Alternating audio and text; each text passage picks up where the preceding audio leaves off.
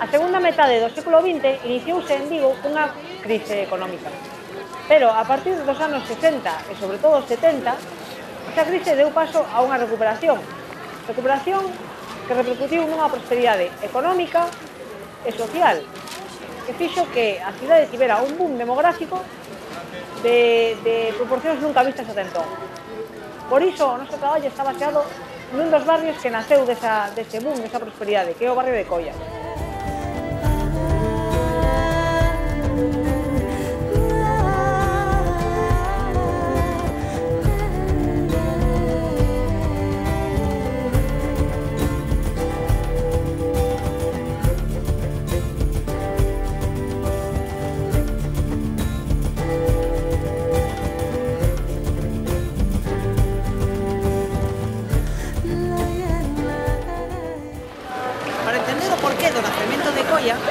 Debemos entender cal era a situación de Vigo nos anos 60, 70 e 80. E por iso agora imos facer unha pequena introducción da evolución da cidade neses anos.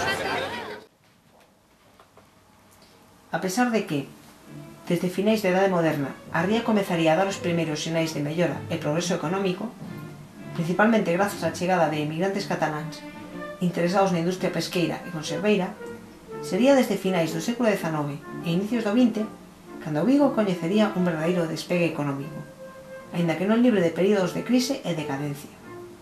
En 1914 inaugúrase o tranvía en Vigo, mentres que a industria conserveira viguesa crece mediante novas factorías e fusión.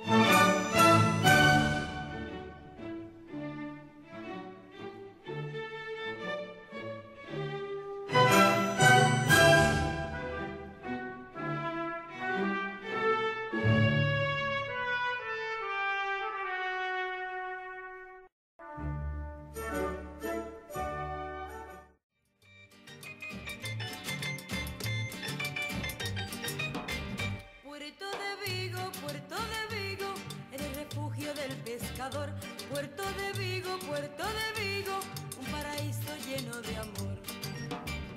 Es tu brisa la caricia que despide al emigrante y regreso de las gentes que escucharon... Crise económica que sería a causa xeradora de toda unha serie de reaccións nos ámbitos demográfico, político e social, entre os que destacan o inicio dunha onda migracionista que levaría a centenares de vigueses a buscar os recursos da súa supervivencia fora da súa cidade natal, xa fose marchando a outros países, ao rural galego ou a outras cidades.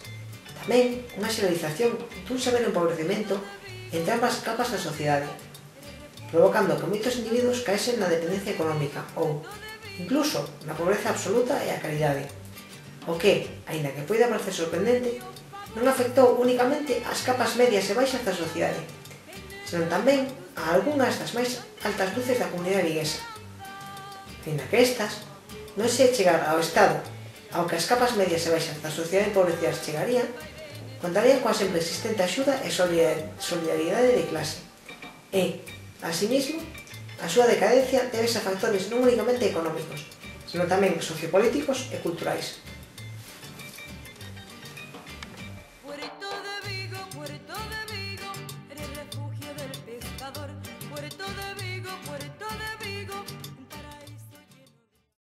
Durante a crise dos 40 e dos reinicio dos 50, moi poucas empresas tiveron beneficios. É o caso do Textil Regojo ou da Panificadora, empresa que, baixo o réxime de monopolio, se encargaba de suministrar o pan aos vigueses. En canto a fábrica textil Regojo, instalada en Redondela, sería unha das únicas, senón a única, empresa que se mantería a flote. E mesmo, viviría un período de tímida bonanza económica neste período, pois, da man das boas relacións da familia co novo réxime establecido en 39, esta abastecería de uniformes baixo o réxime monopolio os corpos de exército establecidos en Vigo e as súas proximidades e, posteriormente, conseguirá ser o subministrador único de uniformes para todos aqueles oficios na cidade que exixisen o uniforme aos seus homes, caso aos traballadores de determinadas sucursais bancarias ou certos membros da administración.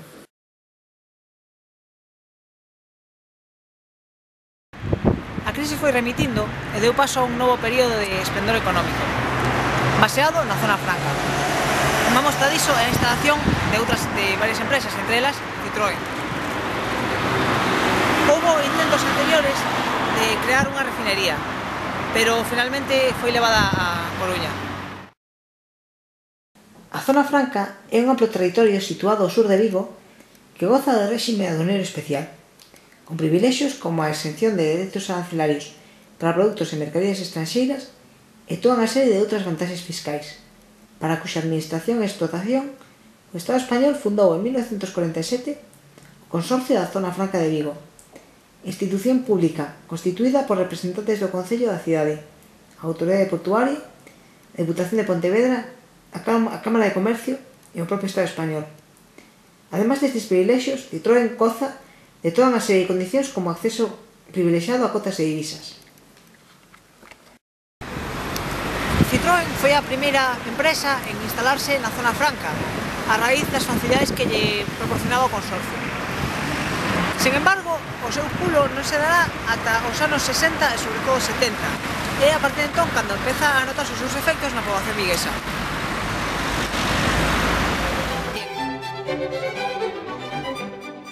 E é que, lonxe de ser Citroën ou mesmo o tradicional sector naval vigués, o motor deste apiñado renacemento económico será o sector da construcción.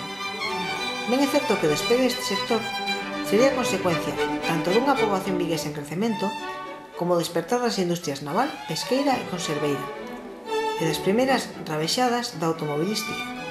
Pero, finalmente, este sector acabaría brillando sobre os demais, tanto pola súa constante actividade como pola riqueza xerada e polo alto índice de postos de traballo que precisa cubrir, tanto cualificados como non cualificados, que fixo retroceder considerablemente a unha pobreza e un desemprego que chegaron a ser asfixiantes para a cidade. Este renacemento económico tería innumerables consecuencias fora do económico para Vigo. De entre todas elas debemos destacar, tanto pola súa indubidable importancia como polo obxecto central do actual traballo, o crecemento físico da cidade.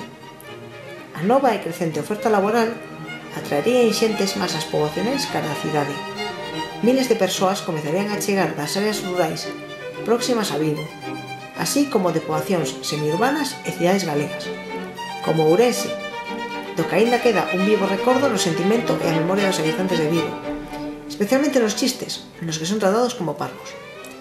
Tamén retornados vigueses que na década dos 40 marcharan a outras cidades ou rexións, españolas ou estranxeiras, en busca de oportunidades que a súa cidade xa non lles ofrecía.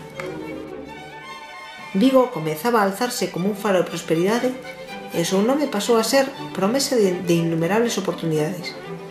E tanto aqueles que posuían algunha fortuna e desexaban velo aumentar rapidamente, como aqueles que únicamente anhelaban atopar un destino no que gozar de posibilidades económicas e un mellor nivel de vida, foron acudindo a cidade e instalándose nela.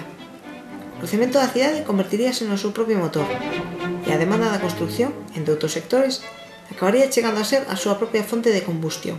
O crecemento demográfico, froito deste caudaloso desenvolvemento industrial, a chegada de inmigrantes guiados pola demanda laboral, xerado polo mesmo, e a incipiente necesidade de situalos, así como a mellora do nivel de vida en xeral da población, obrigaría a rápida construcción de novos barrios en zonas a tendón non edificadas.